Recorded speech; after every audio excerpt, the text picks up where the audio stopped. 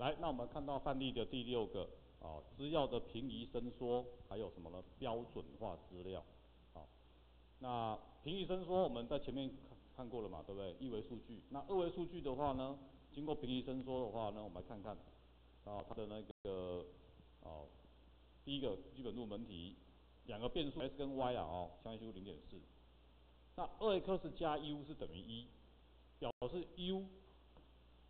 资料 u 就是负2倍的 x 再加1，也有变号哦，它有变号哦。把 x 资料 x 全部都乘以负2嘛，再重加1嘛，再来 v 的话是5/2的 y， 再减3/2，所以把资料 y 全部同乘5/2倍，然后再减到一个定数3/2，会得到 v， 表示说 u 跟 v 的相关系数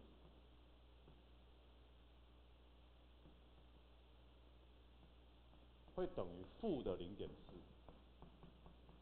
会变号。因为你 u 的话是从 x 而来，那 x 有先乘以负2倍，那这个时候这样就变号了。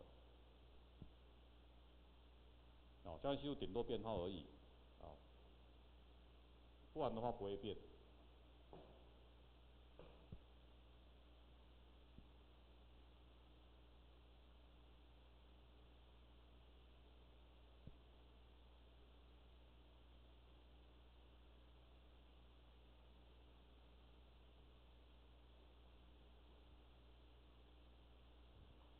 好，那进阶变化题，我们来看一下，有 n 笔的2维数据，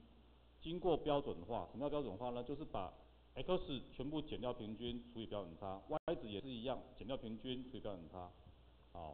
那原本的资料会变成10，2×3=12，会变成10。所以23减掉 x 平均除以 sigma x 等于1，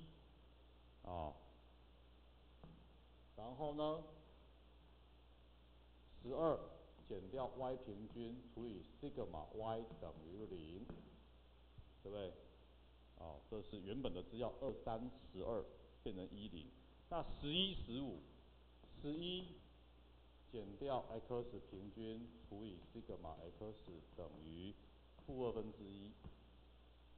那15减掉 y 平均除以 sigma y 会等于1，等于是这4个数学式都要成立，对不对？4个都要成立。平移跟伸缩的应用。x 减掉 s 平均嘛，把 x 坐标了每个点的 x 坐标都减掉 s 平均，再除以标准差，就把 x 给它标准化。y 也是一样，把 y 坐标全部都减 y 平均，再除以 y 的标准差，就是把 y 值给它标准化。那我们这边的话没有花很多时间去解释为什么要做标准化这件事情，对不对？我在对话式里面也没有提到很多，提一点点。那如果说同学对标准化已经觉得条龙母我希望同学回去看一下老师的第2册，对不对？把标准化，标准化在第2册老师也只讲一个范例而已，专门讲标准化，为什么要标准化？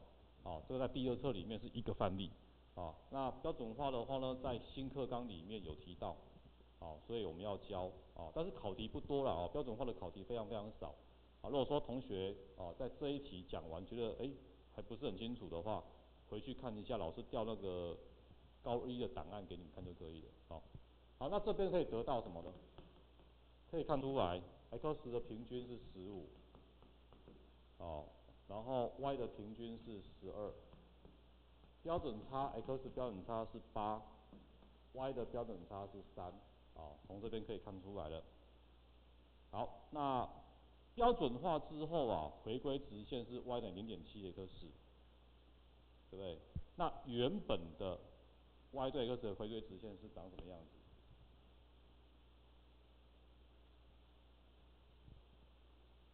好，那这0.7嘛，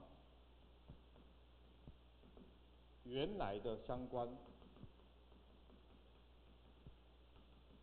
系数，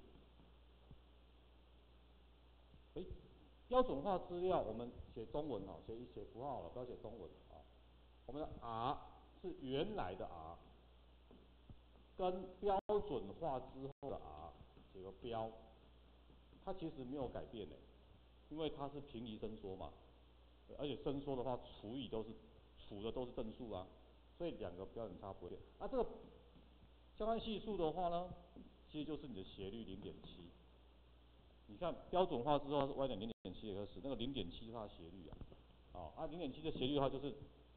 标准化之后的相关系数，它也就是原来的相关系数。OK， 好，标准化之后标准差变1了嘛？我们说回归直线不是应该长这个样子吗？这是原本的回归直线。标准化之后啊，这个 y 平均变0哦。x 的平均也变0了，标准差都变1了。标准化之后标准差变1，所以说你可以看到标准化之后的话呢，它的回归直线变成 y 等于 r 乘 x，r 就是斜率这个斜率就是相关系数。对，就标准化之后啊，它就变成 y 等于 r 乘 x。回归它的回归直线不是那个回归直线这个回归直线就变成 y 等于 r x， 就变得很单纯所以回归直线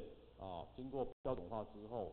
会变成 y 等于 r 乘 x， 那个斜率 r 就是相关系数，所以我们的0.7就是后来的就那个标准化之后相关系数嘛，也就是原来相关系数，因为它平移伸缩都不会变然后那我们这时候我们的所求是什么呢？所求是原来的回归直线是 y 减掉12等于 x 减掉15，那0.7对不对？带进去，标准差 x 的标准差是8，y 的标准差是3，这样每个都知道了那这一个它也就是原来的回归直线了是80/21的 x 去加上16/129，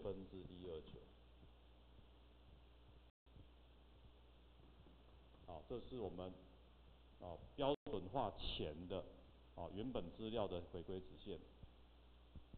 这一题我也蛮喜欢的因为它其实就考到很多观念什么叫标准化标准有什么特征有什么值得注意的地方然后呢，我们的回归直线对不对？在那个前后的一些比较都可以去看得出来